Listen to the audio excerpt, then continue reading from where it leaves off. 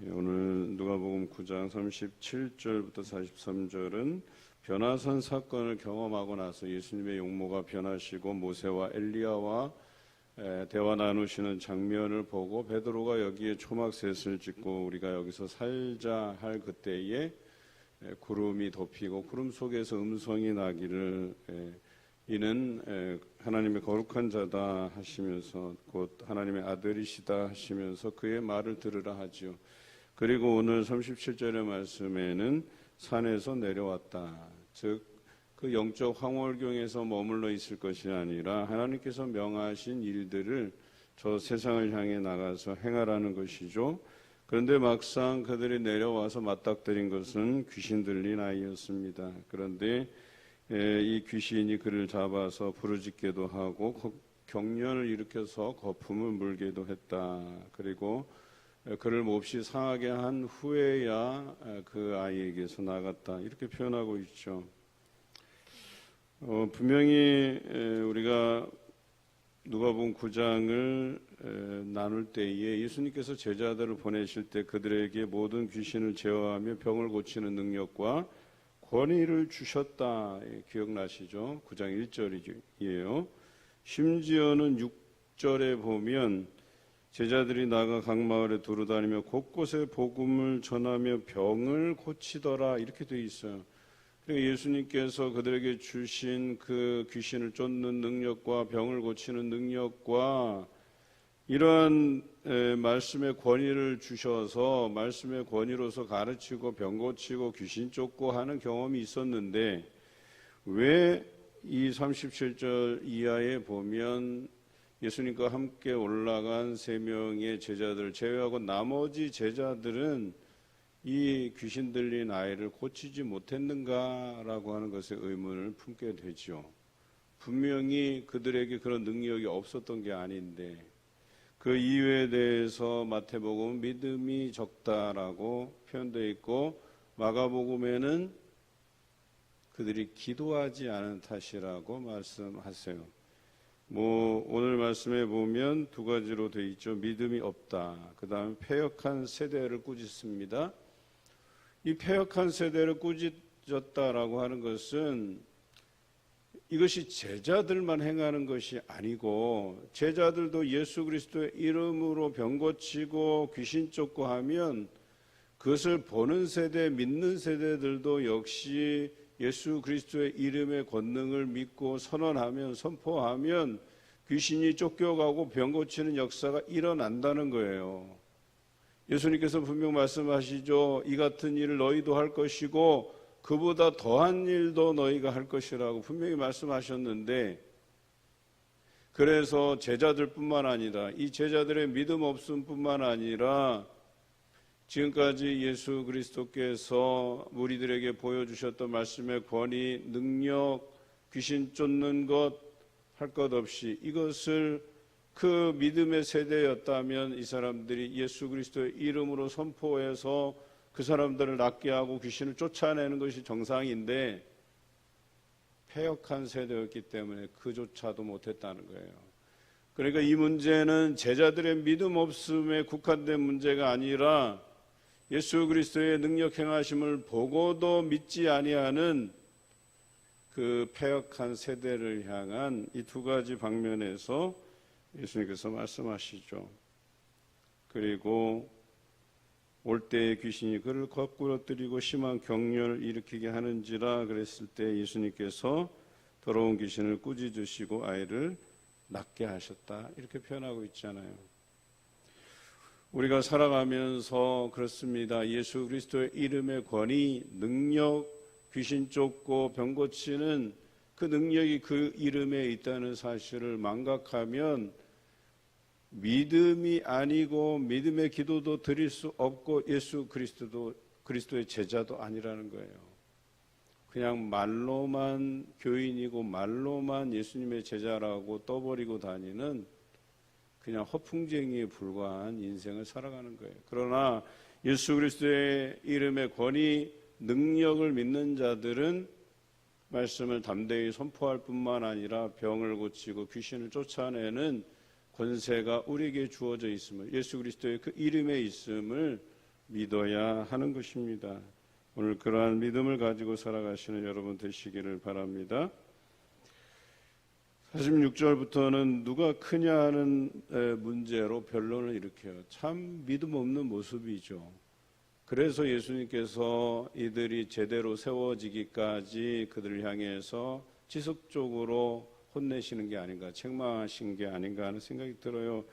그래서 누가 크냐 하는 것들을 가지고 변론할 때 예수님께서 어린아이 하나를 데려다가 이 어린아이를 영접하면 나를 곧 영접하는 것이고 나를 영접하면 나를 보내신 이를 영접합니다 그랬어요. 그러면서 하는 말이 너희 모든 사람 중에 가장 작은 그가 큰 자다 그랬어요. 그러니까 이들의 그 변론이라고 하는 것이 지극히 작은 자보다 더 못한 행위로서 이야기하는 거죠. 예수님을 따른다 하고 하는 사람들이 내 목소리가 크냐 나의 어떤 영향력이 크냐를 가지고 논하는 것은 어린아이만도 못하다라고 하는 그런 행위라고 분명히 정의하고 있어요. 우리가 교회 안에서 누가 크냐, 누가 영향력이 있냐, 누가 책임자냐 이런 거 중요한 게 아니에요. 사실 우리가 함께 협력하고 주의 일들을 아름답게 이루어가고 그런 것이 중요한 것이 내가 이 교회에서 어느 만큼의 영향력이 있다, 목소리를 낼 수 있다, 목소리를 내야 된다. 여러분 이거 중요한 거 아니라니까요. 정말 그렇게 얘기해 놓고 예수 그리스도의 이름의 권위, 능력을 부인하는 자라면 지극히 작은 자보다 못한 그런 사람들에 불과하다 이거예요. 오늘 51절에 이제 예수님께서 본격적으로 자신에게 맡겨진 사역을 감당하시기 위해서 예루살렘으로 향하는 모습을 보여주고 있습니다. 아주 결의에 찬 모습 51절에 굳게 결심하고 라고 되어 있어요. 그 길의 비장함을 예수님께서 모를 리 없으셨죠. 그래서 이제 마을을 거쳐가면서 이제 가는데 그 장면이 나오죠. 그러면서 57절부터는 예수님의 제자들에게 또 따르는 사람들에게 나는 따르리이다라고 하는 그 제자됨에 대한 요구들이 있다라고 하는 것을 알게 되죠. 그런데 예수님의 제자가 되기 위한 길은 이런 길이다 말씀하세요. 여우도 굴이 있고 공중에 새도 집이 있으나 인자는 머리 둘 것이 없다 그랬어요. 그저 정처 없이 하나님께서 떠나시게 하는 곳에 그곳에서 하나님 나라를 선포하는 일이라고 말하는 거예요. 그들이 따뜻하게 어디에 정착해서 배불리 먹으면서 편안하게 그런 삶을 살면서 제자로서의 삶을 감당하는 게 아니고 그저 머리 둘 것 없어서 정처 없이 떠돌면서 하나님의 일을 감당하는 것이라고 이야기하죠. 이 이야기는 예수 그리스도의 제자됨의 길이 그렇게 만만한 길이 아니다라고 하는 거예요. 교회에서도 내가 이 일에 대해서 내가 잘하겠다 결심하고 막상 달라들어 보지만 오래 못 가요. 그 결심이. 그래서 내가 괜히 뛰어들었나? 여러분 제자됨의 길은 그런 게 아니에요. 오늘 특별히 59절 60절에 보면 이제 예수 그리스도를 따르기로 하고 예수님에게 그래요. 내 아버지를 장사하게 허락하옵소서 그랬더니 예수님께서 죽은 자들로 죽은 자를 장사하게 하고 너는 가서 하나님의 나라를 전파하라 그랬어요. 내가 예수 그리스도의 제자가 되기 위해서 작정하고 따랐으면 결심했으면 이제는 뒤도 돌아보지 않고 앞만 보고 향해서 하나님의 나라를 선포해 가고 주를 위해서 힘쓰는 자들이 되라고 이야기하는 것이죠. 그래서 62절에 보면 손에 쟁기를 잡고 뒤돌아보는 자는 하나님 나라에 합당하지 않다고 말씀하신 거예요. 그리고 이 본문은 뭐예요? 예수 그리스도를 따른다고 한다면 제자됨의 길이라고 하는 것은 쉬운 길이 아니고 그것을 결정할 때에는 심사숙고하고 기도하면서 결정하되 이미 결정한 사안에 대해서는 이제는 뒤도 돌아보지 말고 앞만 향해서 달려가라고 이야기하는 거예요. 단순하게 우리가 사순절 특별 새벽기도에 드린다 40일 동안 결코 쉽지 않아요. 그런데 한번 결단하면 뒤도 돌아보지 말고 끝까지 완주해 내야 되는 거예요. 그냥 한번 왔다가 아유 몸이 피곤해서 고난주간에 또 특별 새벽기도 하니까 한 일주일만 나가면 되겠지. 아니에요. 누가복음 쓰다가 아이고야 이거 누가복음 만만치가 않네. 이번에 권사님을 뵙고 보니까 쓰는데 다 쓰셨더라고. 다 완피를 해냈는데 보니까 되게 힘들었대요. 막 손목도 저릿저릿하고 힘드셨다고. 그래도 은혜가 되지요. 그러니까 은혜가 된대. 그런 거거든요. 한번 결심하면 써내려 가는 거예요.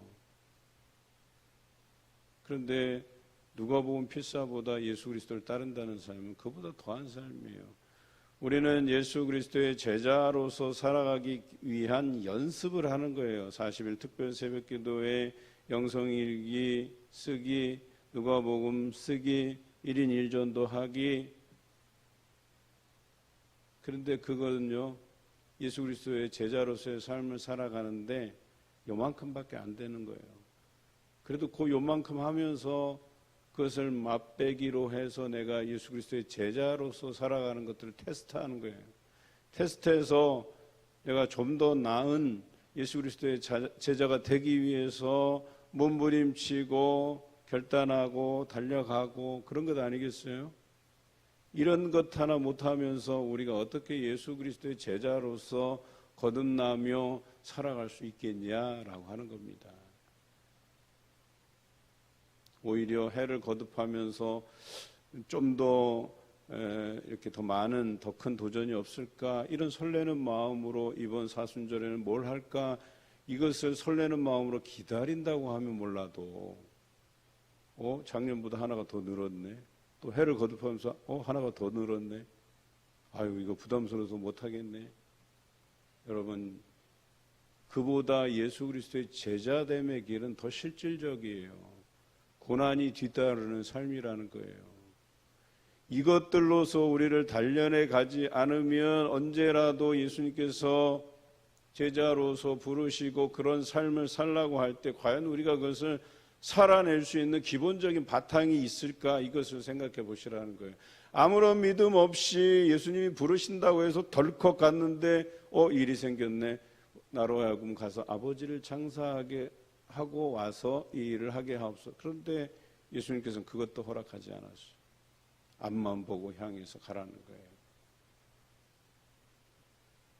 예수님의 재림이 가까이 올수록 더욱 예수님의 제자들은 뒤돌아보지 아니하고 하나님 나라의 선포를 위해서 날마다 헌신해 가야 한다는 사실을 잊지 마시기 바라요.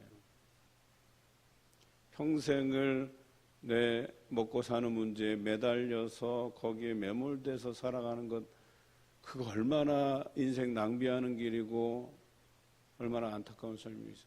그런 삶을 살지 말라는 것도 아니잖아요. 그런데 그게 중요한 게 아니라 내가 그 살아가는 삶의 열정을 가지고 일을 한다면 그보다 더한 열정으로 주의 일들을 감당하고 거기에 내 자신들을 들여가야 된다라고 하는 것 아니겠어요? 누구나 다 아는 이야기인데 실천하는 게 어려운 것이죠. 오늘 누가복음 9장의 말씀을 통해서 우리가 제자됨의 길이 무엇이냐라고 하는 것을 다시 한번 생각해 보시기 바라요. 누가 크냐의 문제도 아니고요. 이것은 내가 이 일을 통해서 뭔가 이익을 얻고 또 내 삶을 돌아보는 것과 겸하여 가는 길도 아니에요. 그저 앞만 보고 제자의 길을 가는 것이며 믿음으로 가는 것이고 기도하는 길이고 누군가 쓰러져 가는 생명들을 살리는 길이고 이렇게 세우는 길이고 주님의 백성 삼는 일이고 천하보다 귀한 생명을 얻는 길이고 이 길이 얼마나 소중한 길인가를 깨달아 아시는 이번 사순절 기간 되시기를 주님의 이름으로 기원합니다.